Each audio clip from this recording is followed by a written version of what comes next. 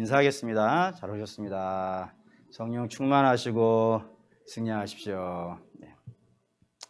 오늘 설교는 1절을 읽고 시작을 해야 될 것 같습니다. 1절을 먼저 좀 읽겠습니다. 이스라엘 자손이 각자의 성읍에 살았더니 일곱째 달에 이르러 일제히 예루살렘에 모인지라 했습니다. 그러니까 바벨론에 살던 백성들이 해방이 되어져서 돌아왔습니다. 돌아와서 예루살렘에 언제 올라왔냐면은 일곱째 달에 올라왔다고 되어 있는 거예요. 그런데 일곱째 달에 올라오기 전에 살았던 데가 있더라는 겁니다. 어디에 살았다고요? 각자의 성읍에 살다가, 각자의 고향에 가 살다가 일곱째 달이 되었을 때 예루살렘에 올라왔다라는 겁니다. 그럼 이제 의문이 생기는 거예요. 왜 의문이 생기냐면 이 사람들이 바벨론에서 왜 돌아온 거예요, 지금? 바벨론의 페르시아의 고레스 왕이 너희들 다 고향으로 돌아가라 라고 한 명령이 강제 명령이었기 때문에 어쩔 수 없이 모든 백성이 예루살렘에 온 것은요, 아니에요. 대부분이 안 왔어요. 대부분이 안 오고 약 10분의 1 정도만 예루살렘에 돌아왔다 이겁니다. 그러니까 강제 조항이 아니에요, 돌아가는 거는. 그러니까 이 돌아온 사람들은 목적이 있는 거예요. 그 목적이 있기 때문에 바벨론에 자기의 기업과 집을 다 버리고 쌍갑에 넘겨버리고 예루살렘에 왔단 말입니다. 귀환했단 말이에요. 그러면 왜 온 거예요, 그러면? 성전 지으려고 왔단 말이에요. 성전 지으려고 왔는데 이들이 그러면 바로 올라와서 예루살렘에서 성전을 지어야 마땅할 것 같은데 예루살렘에 올라오지 않고 어디가 있었다고요? 자기 성읍에 가 있는 거예요. 왜 거기가 있을까? 라는 게 의문이 되는 거예요. 혹시 오다가 바벨론에서 예루살렘까지 오는 길이 만만치 않고 먼데 그 먼 길을 오다가 마음이 반해서 성전 지으러 오기는 왔는데 오다 보니까 성전 짓는 것은 좀 그렇고 딴 게 갑자기 생각이 나가지고 그 딴 게 생각을 해결하려고 자기 고향에 가 살다가 올라온 것일까요? 그렇지 않다 이거예요. 뭘 보면 아냐면 1절에 여러분들이 일제이라는 단어에 동그라미를 막 쳐놓고 생각을 해봐야 돼요. 이 일제이라는 히브리 단어가 케이시 에하드라고 하는 단어인데 이게 무슨 뜻이냐면 모든 사람이 한 마음이라 이거예요. 한 마음. 그러니까 마음이 나누어져 있지 않아요. 어떤 사람은 성전을 짓자, 어떤 사람은 성전을 짓지 말자, 어떤 사람은 이거 하자라고 하면서 마음이 막 나누어져 있는 것이 아니고 모든 사람의 마음이 딱 하나가 되어 있다 이겁니다. 그 하나 된 마음이 뭐겠어요? 7절 읽겠습니다. 이에 석수와 목수에게 돈을 주고 또 시돈 사람과 두로 사람에게 먹을 것과 마실 것과 기름을 주고 바사왕 고레스의 명령대로 강목을 레바논에서 욥바 해변까지 운송하게 하였더라. 저들이 한 마음 가진 게 뭐였어요? 성전 짓는 거예요. 자기의 모든 힘을 들여서 이 성전 짓는 것을 일생일대의 목표로 삼고 이 성전을 짓고 나서 새롭게 나라를 시작하겠다고 하는 이 마음 하나가요, 온 백성들의 마음에 하나의 마음인 거예요. 흐트러지지 아니하고 그런 마음으로 짓겠다는 각오가 변하지 않았음에도 불구하고 이들은 예루살렘에 바로 올라오지 않았다 이거예요. 그리고 각자 자기의 성읍, 자기의 고향에 있다가 오라라고 하는 그때에 일거에 올라왔다 이겁니다. 그럼 이제 질문이 되겠죠. 왜 그랬을까요? 이유는 뻔합니다. 사실은 이유는 뻔해요. 뭐냐면은 태기를 한 거예요, 지금. 여러분 이사 가려고 할 때 날 잡아요, 안 잡아요? 잡죠? 언제 잡아요? 얘기를 잘해야 될 것 같아요. 그래서 손 없는 날 이러면 골치 아파지는 거예요, 이제. 날 잡죠? 언제 잡아요? 이사 가기 좋은 날 잡지. 우리 이사 가기 좋은 날 잡는데 이스라엘은 정말 좋은 날이 있어요. 뭔가를 하기에, 뭔가를 새롭게 하기에 가장 중요하고 좋은 날이 있어요. 그게 언제냐면 7월입니다. 7월. 우리식 달력으로는 10월, 유대식 달력으로는 7월. 이때가 뭔가 중요한 국가적인 중요 행사를 할 때 가장 좋은 달로 되어져 있어요. 이게 얼마나 좋으냐면 여기에도 등장을 해요. 예를 들어서 다윗 왕이 있습니다. 이스라엘에서 가장 중요한 왕이 다윗 왕인데 그 다윗 왕이 일생이 때 제일 하고 싶어하는 일이 하나가 있었습니다. 그게 뭐죠? 성전을 짓는 일이에요. 그래서 하나님께 성전을 짓겠다고 선포를 했죠. 하나님께 선포했다는 게 좀 이상하긴 하지만 하나님 제가 성전을 지어 바치겠습니다라고 고백을 했어요. 근데 하나님께서 다윗이 성전 짓는 것을 용납하세요? 용납하지 않으세요? 용납하지 않아요. 허락하지 않으세요. 대신 너 때는 지을 수 없지만 내가 다음에는 받겠다고 하면서 다음으로 지목되어져 있는 사람이 있었습니다. 그게 누구죠? 솔로몬이에요. 솔로몬이 짓기로 되어 있어요. 그래서 그 예언을 하나님께 받은 다윗은 그럼 이제 내가 할 일은 없으니까 이제부터 네 일이 만보야. 나는 이제 오늘 놀아. 라고 하지 않았어요. 준비합니다. 성전 짓는 걸 준비해요. 물질을 막 준비를 하는데 어마어마하게 준비를 했고 성전 설계도도 다윗이 그렸어요. 그가 기도해서 하나님께 받았는지 그건 성경에 안 나오긴 하지만 그가 정말 하나님께 간절히 구해가지고 그 설계도도 받았어요. 그리고 마지막에 죽을 때 아들을 불러다가 유언도 해요. 네가 내가 못한 일을 해야 된다. 하나님께서 내게는 허락하시지 않았지만 너에게는 성전 지으라고 말씀하셨으니까 너는 반드시 성전을 지어야 된다라고 고백을 한다 이겁니다. 그러니 당연히 솔로몬의 인생에서 제일 중요한 사업이 뭐겠어요? 성전을 짓는 거예요. 그게 그의 인생에서 제일 중요한 사업이 되었어요. 그래가지고 성전을 짓기 시작을 합니다. 7년에 걸쳐서 성전을 딱 지었는데 그때 지어진 성전은 성전이 아닌 거예요. 건물을 지었다 이거예요. 그러니까 성전이 성전 되기 위해서는 건물이 되어서는 성전이 안 되는 거예요. 그렇지 않겠습니까? 아무리 위대하고 대단한 건물을 지었다 하더라도 그 안에 있어야 되는 게 있단 말이에요. 아무리 허접하고 판잣집 같은 데를 지었다 하더라도 그게 성전이 될 수 있어요. 반면에 롯데타워 같은 건물을 지었어도 그게 그냥 건물이지 성전이 안 된단 말이에요. 조건이 하나가 딱 붙는단 말입니다. 그 조건이 뭐겠어요? 하나님 말씀이 있어야 돼요. 하나님 말씀이 그 안에 들어와서 그 성전을 지배하고 있을 때 그게 성전이 되는 것이고 하나님 말씀이 그 안에 없으면 그 건물이 아무리 대단하고 화려한 건물이라 하더라도 그건 건물에 지나지 않아요. 그래서 솔로몬이 성전을 짓고 나서 법궤를 하나님 말씀을 이 자기가 지은 건물 안으로 가지고 들어오는데 메고 들어오는데 제사장들이 메고 들어오는데 그 메고 들어온 날이 들어있어요. 8장 2절 열왕기상 8장 2절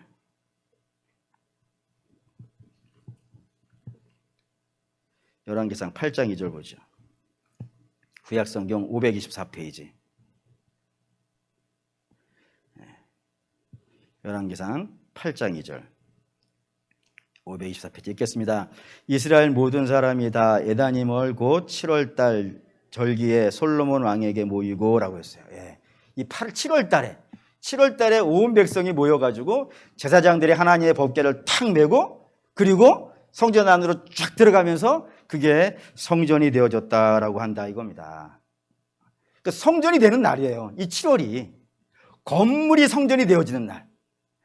아무 때나 그렇게 잡아서 하는 것이 아니고 이날을 택정해가지고 이 성전 안에다가 법궤를 안치하는 역사를 이루었다 이겁니다. 그게 7월이라 이거예요. 그러니까 뭔가 중요한 역사를 시작을 하려고 할 때 그래서 완전히 나라를 새롭게 하고 우리의 믿음을 새롭게 하고 이런 걸 뭔가 새롭게 하려고 할 때는 반드시 이 7월 달에 일을 치르는 것들을 이스라엘이 가지고 있다 이겁니다. 그만큼 중요한 달이 7월 달인 거예요.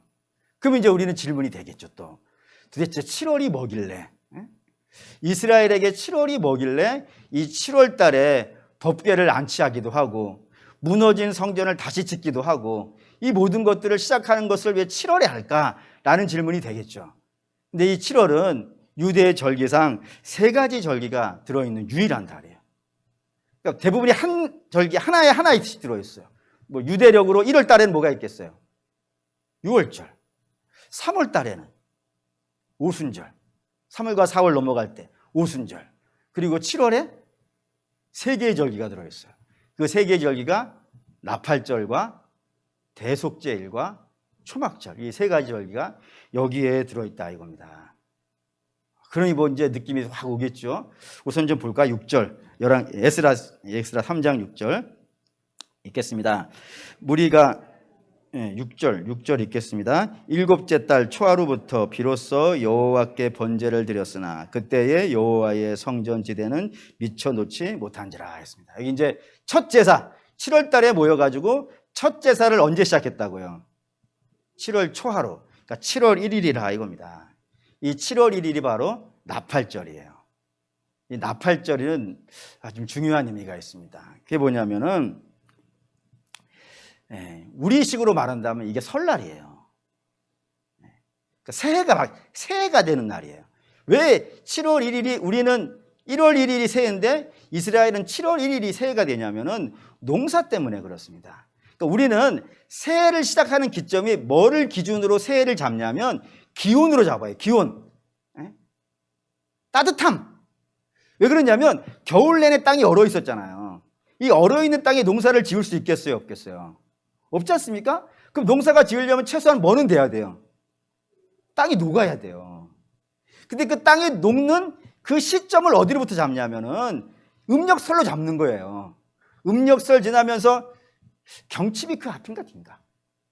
우수 뭐 이런 거 있잖아요. 쭉 가나다라 마바사 이런 게 있잖아요. 그러니까 음력설을 지나고 나면서부터 땅이 조금씩 녹아가지고 비로소 농사를 지을 수 있는 땅으로 바뀐단 말이에요. 그래서 그 타임이 이런 우리의 음력설이에요. 근데 이스라엘은 기온으로 안 잡아요. 기온으로 잡는 게 아니고 뭘로 잡냐면 비로 잡아요. 비로. 다시 말하면 이스라엘 달력으로 1월부터 6월달까지는 비가 안 와요. 그럼 6월달 내내 6개월 정도 비가 안 오면 땅이 어떻게 되겠어요? 딱딱해져요. 거기엔 농사를 못 지어요. 농사를 시작을 못 해. 근데 7월달부터 어떤 일이 벌어지냐면 비가 오기 시작하는 거예요. 비가 오면 그 딱딱했던 땅들이 어떻게 되겠어요? 부들부들해지지 않겠어요. 그래서 막 괭이로 갈면 갈려지지 않겠어요. 그러니까 땅이 녹는 시점이 7월이에요. 그러니까 딱딱했던 땅이 녹는다는 개념으로 봤을 때는 우리는 2월 달부터 풀리는 것이고 이스라엘은 7월부터 그 땅이 딱딱했던 땅이 풀린다라고 하는 개념을 가지고 있기 때문에 새로운 농사를 시작하는 그때가 7월이 이 새해가 돼요. 그러니까 나팔절 7월 1일에 나팔을 분다는 건 이제 새해가 열렸다 이겁니다. 새로운 농사를 시작할 수 있는, 다시 말하면 비가 오는 때가 됐다 이겁니다. 그 선포를 하고 있는 것이 이 7월 1일이에요. 근데 문제는 이 비가 한정없이 오면 어떻게 되겠어요? 이게 굉장히 골치 아픈 일이 생긴단 말입니다. 어떻게 골치 아픈 일이 생기냐면 이스라엘의 가장 중요한 농산물은 두 개라고 되어 있어요. 두 개. 첫째는 주식이에요. 이스라엘의 주식이 뭐죠? 우리는 쌀, 이스라엘 사람들은 밀이에요. 그리고 또 하나 중요한 곡물이 하나가 있어요. 이거 곡물은 아닌데 과일이 하나가 있어요. 이게 뭘 것 같으세요? 이스라엘 하면 제일 중요한 과일. 감람나무예요. 올리브예요. 이 두 가지가 제일 중요해요. 근데 문제는 이 두 개의 식물은 성향이 완전히 달라요. 어떻게 다르냐면 밀은 비가 와야 돼요. 반면에 올리브는 비가 오면 안 돼요. 특별히 언제 비가 오면 안 되냐면은 올리브는 꽃가루가 날려가지고 뭐라 해야 되나? 꽃가루가 날려가지고 이렇게 그게 돼요. 자세한 거는 우리 김장사님께 아직 끝나고 물어봅시다. 꽃가루가 날려야 되는데 이 꽃가루가 날려야 될 때 비가 오면 되겠어요? 안 되겠어요? 안 돼요. 문제는 꽃가루가 날리는 그 타이밍이 밀이 자라야 돼요. 밀이 한 3분의 1쯤 자라요. 그러니까 이때는 비가 필요해. 애매하죠? 밀은 비를 필요로 할 만한 때, 비를 가장 필요로 할 만한 때에 올리브는 꽃가루를 날리고 있는 거예요. 그러니 이 비가 타이밍이 기가 막히게 맞아야 돼. 비가 왔다 갔다 이게 기가 막히게 맞아야 돼요. 이게 이스라엘 사람들이 얼마나 큰 소망이냐면 여러분 성전 아시죠? 성전에 방이 두 개가 있어요. 하나는 지성소, 또 하나는 성소예요. 지성소 빼고. 성소에는 성물이 3가지가 있어요. 지성소와 성소를 가로막는 휘장이 있죠. 그 휘장 앞에 뭐가 있어요? 분향단이라고 하는 기도단이 있어요. 그리고 양옆으로 떡상과 촛대가 있는 거 아시죠? 그 떡상은 어느 쪽에 위치하고 촛대는 어느 쪽에 위치할까요? 아무 데나 갖다 놓는 게 아니에요. 떡상은 어디에 갖다 놓냐면 북쪽에다 놔요. 그리고 촛대는요, 반대편인 남쪽에 놔요. 이렇게 놓는 이유가 있어요.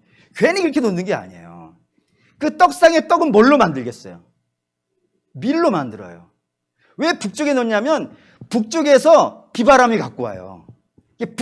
지중해에서 불어오는 북서풍을 갖고 와야 밀이 자란단 말이에요. 반면에 촛대의 기름은 뭐겠어요?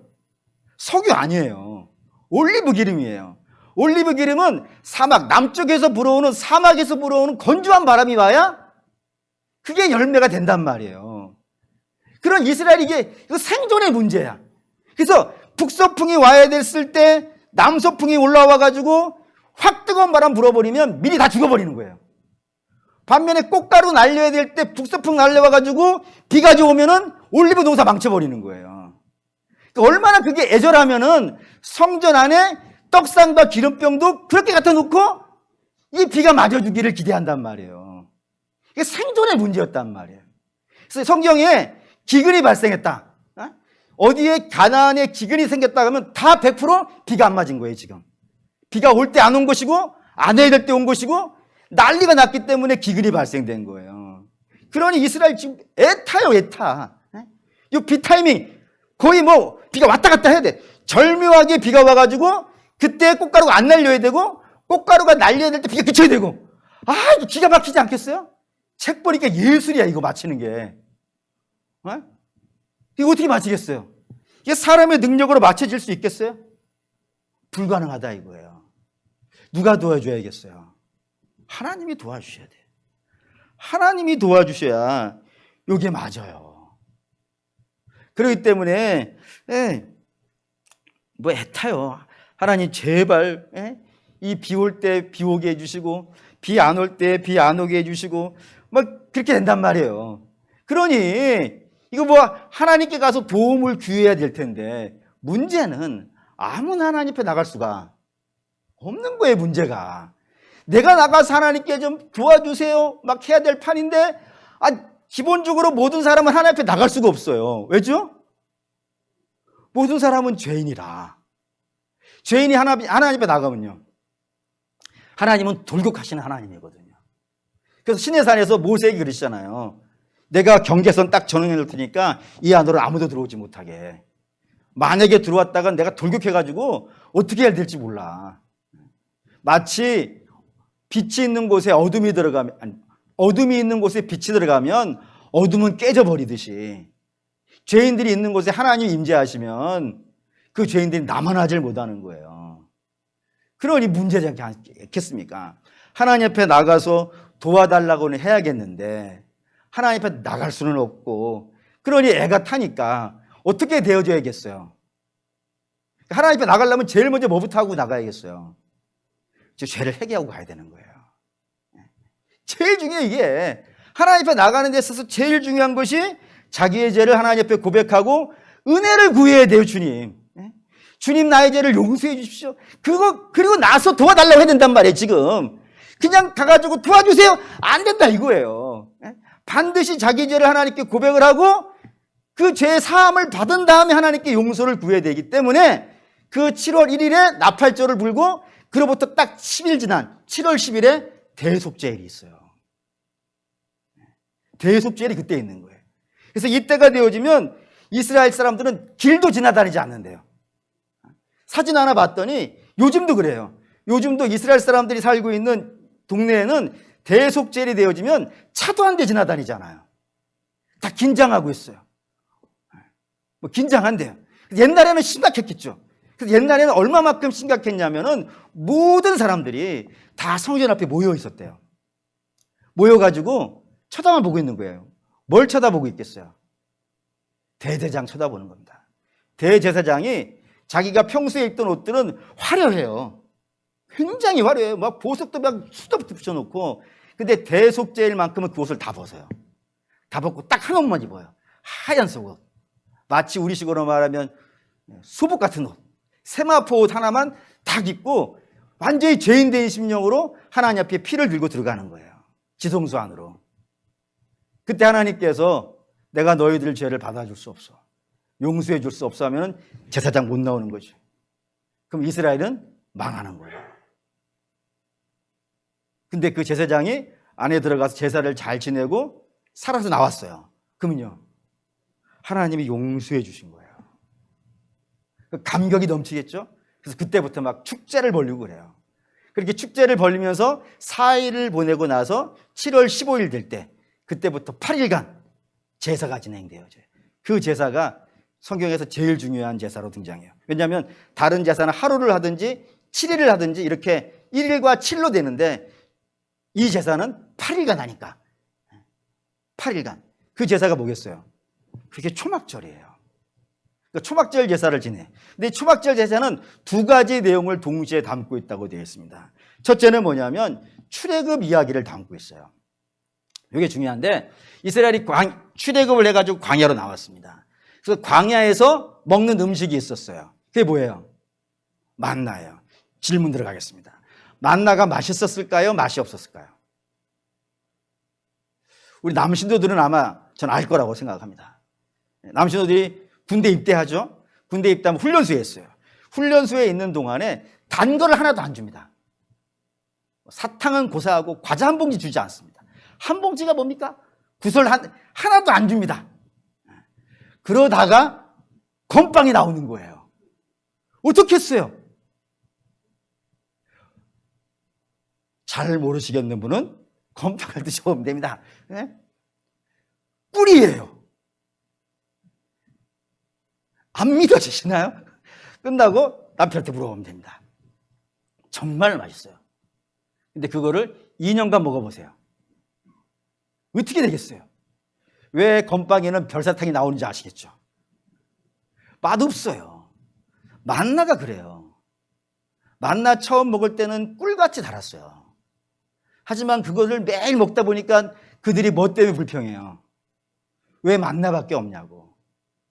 애굽에 있을 때는 마늘도 먹었고 뭐 참외도 먹었고 별걸 다 먹었다 그러는데 노예가 그렇게 많이 먹었을 거라는 생각도 안 내지만 어쨌든 뭐 여러 거 많이 먹었는데 난 만나만 먹어가지고 나 죽겠다라고 한단 말이에요.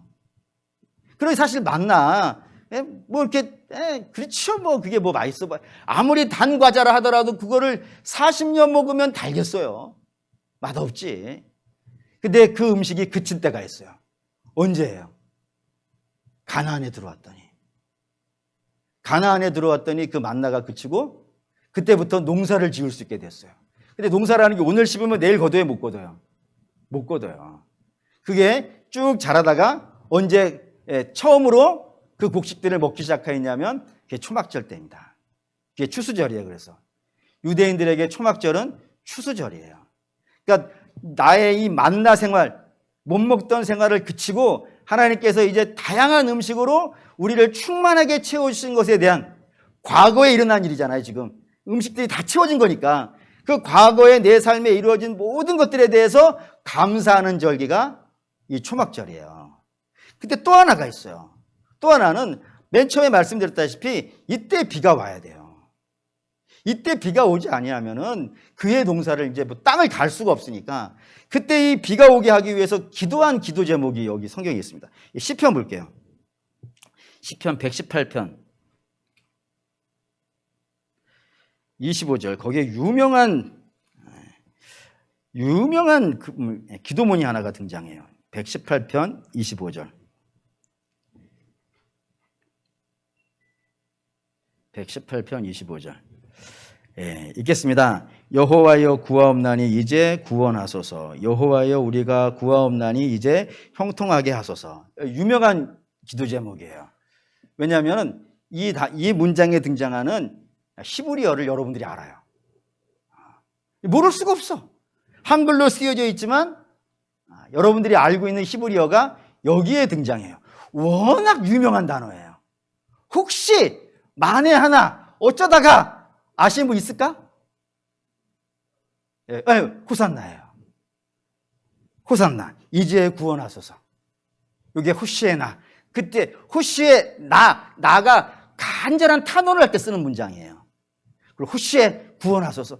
정말 주님, 우리를 구원해 주셔야 됩니다. 이때 비를 안 주시면 우리 1년 내내 망치니까 우리 하나님 정말 간절히 구하옵나니 호산나, 우리를 구원해 주십시오 하면서 이 비가 오기를 기도하는 절기가 이 초막절이에요. 그러니까 지금 이거 안 일어난 일이죠.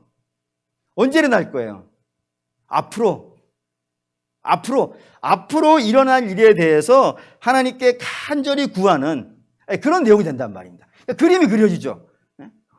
나팔절에 성도들을 모았어요. 야, 이제 시대가 시작되어졌어. 불렀어요. 이제 하나님의 도움을 구해야 되는데 그냥 도움을 구할 수는 없고 먼저는 뭐 한다고요? 회개하고, 그리고 두 번째는요, 지난날의 모든 나의 삶에 대해서 감사하고, 그리고 나서 뭐 하는 거예요? 소망을 구하는 거예요. 이 구조가 딱 갖춰져 있는 게 7월인 거예요. 그러니까 7월에 왜 이 제사를, 이 성전을 건축하기로 결심을 했냐면은 이들이 소망이 있어요. 그 소망이 뭐예요? 성전을 짓는 거예요. 근데 이 성전을 짓기까지는 너무 어려운 일들이 눈에 보여요. 지금 상황 자체가. 어떻게 상황 자체가 눈에 보이냐면은 이들이 성전을 건축하려고 하는 이때가 이스라엘 전부 다 폐허예요. 폐허. 아무것도 없어요. 이 아무것도 없는 곳에서 성전을 지어야 되는 거란 말입니다. 흔히 뭐 속된 표현으로 말한다면 맨 땅에 헤딩을 해야 되는 그런 절박한 상황이에요. 뿐만 아니라 이들은 돈도 없어요. 노예 출신이란 말이에요. 비록 고레스가 성전 지으라고 뭐 어느 정도 줬긴 하겠지만 그걸 갖고 솔로몬이 지었던 그런 성전을 지을 수는요, 없어요. 정말 없는 중에 마음을 다해서 목숨을 다하고 지어도 옛날 지었던 거에 비하면은 마치 세 발의 피인 것처럼 보잘것없는 것밖에 지을 수 없을 만큼 가난했던 때에 이 성전을 지어야 됐고, 뿐만 아니라 적들이 넘쳐요. 적들이 주변에. 특별히 사마리아 사람들 같은 경우에는 이스라엘이 이 땅에 들어와 가지고 딱 자리를 잡고 성전을 짓고 예배를 드린 다음에 하나님의 복을 받아 가지고 잘 되는 꼬라지를 보겠어요, 안 보겠어요? 볼 수가 없지. 저들이 커지면 우리가 줄어들어야 되니까.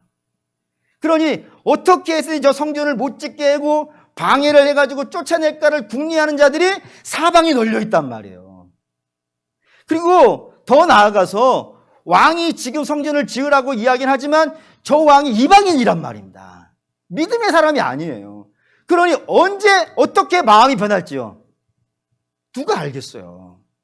제일 심각한 거는 성전을 짓겠다고 하는 백성들의 마음이 변할 수도 있어요. 그러니까 모든 상황과 조건이 이 성전을 짓기에는 만만하지가 않아요. 그래서 이 성전을 지으려면 반드시 사람들이 우리가 이렇게 하자라고 결심해가지고 될 문제는요, 아닌 거예요.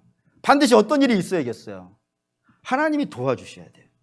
하나님이 도와주셔야 되는데, 하나님의 도움을 구해야 될 텐데, 도움을 구하기 위해서는 항상 뭐부터 시작한다고요? 회개한다고요. 그동안에 우리가 하나님 말씀대로 살지 못한 것, 믿음으로 살겠다고 해놓고 시시때때로 잊어버리고 틈만 나면 망각해버리는 우리 연약함을 하나님께 구해야 되고 용서를 받아야 된다 이거예요.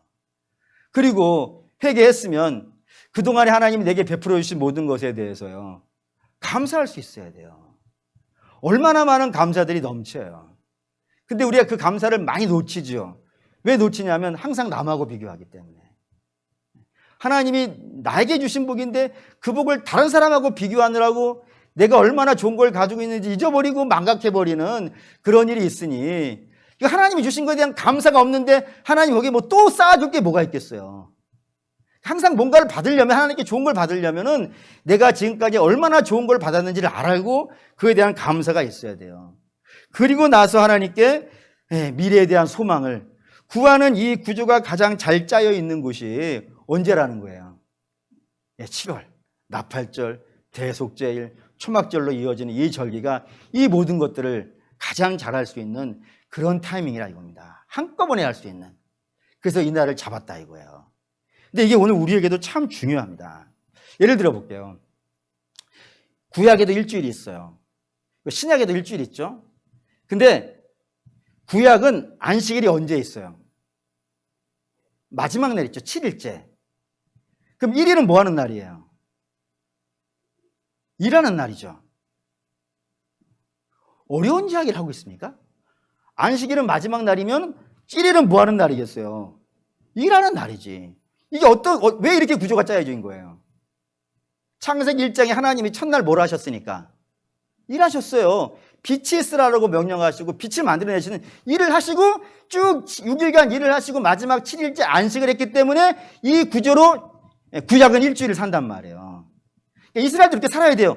첫날 일을 시작해가지고 둘째 날, 셋째 날 쭉 일을 하다가 여섯째 날 일 마치고 그 다음에 안식 들어가는 이런 구조로 살아가는 것이 구약 이스라엘 삶이라면 이겁니다. 근데 이 삶이 성공해요, 못해요? 못하는 거예요. 왜 못한 거예요? 뭘 가지 못했냐 말씀드린다면은 나라가 망했잖아요. 그래서 2번이나. 왜 못한 거예요? 이스라엘은 하나님이 아니었던 거예요. 이스라엘은 뭐였던 거예요? 죄인이었던 거예요. 그러니 그 일주일의 삶을 살아낼 수가 없는 거예요. 그러니까 안식도 없는 거예요. 신약은 이걸 뒤집어 버린 겁니다. 그래서 맨 앞에 뭐가 온 거예요? 안식이 온 거예요. 교회는 안식부터 시작하는 거예요. 그럼 뭐를 안식이라고 할까요, 여러분? 이걸 굉장히 여러분들은 아니겠지만 꽤 많은 사람들이 신약의 안식의 개념을 잘못 이해해가지고 주일은 쉬는 날이야 이런 생각을 가지고 있는 분들이 의외로 많아요. 근데 여러분 쉬는 날 아니에요. 쉬는 날 아니에요. 목사님 그럼 신약의 쉼이라는 건 뭘까요, 여러분? 보시죠. 이 유명한 말씀 봅시다. 요 마태복음 11장. 너무너무 유명한 말씀인데 잘 아시는 말씀이지만 이 타이밍에 한번 보십시다. 마태복음 11장 28절에서부터 30절까지입니다. 11장 28절부터 30절까지 읽어볼게요. 수고하고 무거운 짐진 자들아 다 내게로 오라. 내가 너희를 쉬게 하리라. 나는 마음이 온유하고 겸손하니 나의 멍에를 메고 내게 배우라. 그리하면 너의 마음에 쉼을 얻으리니 이는 내 멍에는 쉽고 내 짐은 가벼우니라 하시니라. 이게 쉼 얘기예요. 근데 이 쉼이 이렇게 돼 있죠. 수고하고 무거운 짐진 자들아 다 내게로 오라. 내가 너희를 쉬게 할 텐데 어떻게 쉬게 한다고요? 어떻게 쉬게 한다고요? 그냥 짐 내려놔. 수고하고 무거운 그 짐 내려놔. 그리고 그 앉아서 내 앞에서 편안하게 쉬어. 이 개념이 아니죠. 뭐라고 돼 있어요? 내 멍에를 메라고 돼 있어요. 이게 무슨 말이냐면 이스라엘의 농사를 좀 여러분들이 이해하셔야 돼요. 오늘 농사 얘기가 많이 나오는데 제가 지어본 건 아니고 저도 다 책 본 거예요. 이렇게 돼 있어요. 소가 이렇게 밭을 갈기 위해서 끌고 다니잖아요. 근데 이스라엘은 소를 항상 2마리를 묶어놓는데요. 한 겨리로. 그때 2마리를 세울 때 어떻게 세우냐면 한쪽에다가 어미소를 세우고 한쪽에다가는 새끼소를 묶어놓는다 이거예요. 그래서 2마리를 놓는 거예요. 그러면 수레의 짐이 멍에가 누구 어깨에 메어지겠어요? 어미 어깨에 메어져요. 그러면 짐은 누가 실제로 지는 거예요? 어미가 지는 거예요. 근데 새끼는 거기에 묶어놨단 말이에요. 그러니까 어깨 위에 올려놓긴 올려놨지만 그 짐에 끌고 가는 힘은 어미에게서 나와요. 근데 새끼는 그걸 어미가 끌고 가니까 옆에 따라가는 거예요. 따라가면서 배우는 거예요. 이렇게 어떻게 하는 건지. 그러니까 주께서 말씀하신 게 이거예요. 너 힘들고 어려워? 그럼 나한테 와. 그래서 나랑 어떻게 하자고요? 연합하자고. 나랑 함께 있자고. 그래서 함께 짐을 지자고. 그러면 내 그 짐을 주님께서 지긴 하시지만 우리도 같이 진단 말이에요. 같이 지고 주님과 함께 가는 거예요. 그게 연합해 사는 거예요. 이거 언제 하는 거예요, 우리가 이거 지금? 그게 예배란 말이에요, 예배. 주님과 연합하는 거예요. 그러니까 우리의 안식일인 주일인데 주일은 쉬는 날이 아니고 주님하고 연합하는 날이에요, 연합하는 날. 그래서 예배하고 주님과 함께 짐지고 주님과 함께 수고하고 그렇게 하루를 사는 거예요, 그렇게. 그때 예배하면서 나타나는 거 있죠. 예배할 때 예배의 부름, 그게 나팔절이에요. 그리고 장로님들 나와가지고 회개기도 하시잖아요. 회개해요. 용서를 구하고. 그리고 우리가 헌금을 드리면서 감사하죠. 그리고 주의 말씀 받으면서 미래가 선포되잖아요. 그러니까 우리의 예배 안에 7월 절기가 다 들어있단 말이에요. 왜 이스라엘이 중요한 거를 왜 다 이 7월 절기에 모여서 하냐면 그때 이 모든 것들이 다 진행되어지는데 우리는 그걸 매주 하는 거예요. 매주. 그러니까 여러분들의 인생에 제일 중요한 타이밍이 어디가 되는 거예요? 주일이 돼야 돼요. 주일이. 그게 주님이 부르시는 날이요, 내가 회개하는 날이요, 그리고 내가 감사하는 날이요, 내가 주의 말씀을 받아서 미래를 보는 날이란 말이에요. 그 모든 걸 하고 일주일 어떻게 하는 거예요? 주님 말씀대로 멍해지고 사는 거란 말이에요. 그러니까 성도는 여기에서 힘이 나와요. 예배에서 힘이. 그러니까 이스라엘은 7월 절기에서 힘을 얻어가지고 성전을 지어가는 거예요. 반면에 우리는 주일에 예배를 드리고 그 감격과 기쁨을 가지고 일주일을 폭풍같이 불도저같이 죄하고 싸우고 악한 세대하고 싸우면서 그 믿음의 삶을 살아가도록 되어져 있더라 이겁니다. 그러 우리 사랑하는 믿음의 성도 여러분, 그래서 예수 믿는 사람들은 안식이 예배예요. 쉼이 예배예요. 여러분은 그 안식일 기대하시죠. 이스라엘이 어떤 분들은 이 자기 성읍에 있다가 예루살렘에 올라온 것이 7월인데 그 기다리는 동안을 3개월이라고 말하는 분도 있고 어떤 분은 6개월이라고 말하는 분도 있어요. 근데 어떻든 간에 3개월이든 6개월이든 나팔절만 불려라, 나팔만 불려라, 우리 올라간다 라고 하는 마음으로 기다리고 있듯이 여러분도 그 주일을 그런 마음으로 기다리셔야 돼요. 부지런히 세상 일 살아가고 있지만 내 힘은 예배에서 나와요. 주님과 연합할 때, 주님과 함께 십자가 지고 주님의 은혜 입고 주님 만나고 내가 죄를 고백하고 회개하고 은혜를 입고 세임을 얻는 모든 것들이 이 주일에 진행된다 이겁니다. 그럼 그날을 사모해야 돼요. 그래서 내가 그날 은혜 받고 내가 세임 얻어가지고 또 다음 한 주를 쫙 살아가고 그리고 지침 신령 갖고 주 앞에 왔더니 주와 다시 또 연합하고 또 그 힘 갖고 한 주 살아가고 그런 식으로 살아가다가 결국에는 누구 만나는 거예요? 주님 다시 오시는 주님을 만나는 거지. 성도는 이렇게 살게 돼 있어요. 그러 우리 사랑하는 믿음의 성도 여러분 바라고 원하는데 세상은 알지 못하겠죠? 세상은 예배에서 무슨 힘이 나오냐 할 거예요. 하지만 분명한 것은 예배에서 힘이 나와요. 세상을 이길 힘이 나오고 나를 제어할 수 있는 힘이 나오고 승리할 수 있는 힘들이 오직 예배를 통해서 진행된다 이겁니다. 그리고 우리 사랑하는 믿음의 성도 여러분, 스룹바벨과 여호수아가 이걸 알기 때문에 우리의 힘으로 안 된다는 걸 알기 때문에 서두르지 아니하고 초막절을 기다렸다가 그 예배를 드리고 성전을 지어가기 시작하는 겁니다. 우리도 그래야 돼요. 중요한 거 있습니까? 예배하고 결정하세요. 인생에 중요한 것이 있을수록 이번 주 예배하고 내가 결정한다. 그런 마음으로 신앙생활 해가시기를 주의 이름으로 축원합니다. 아멘.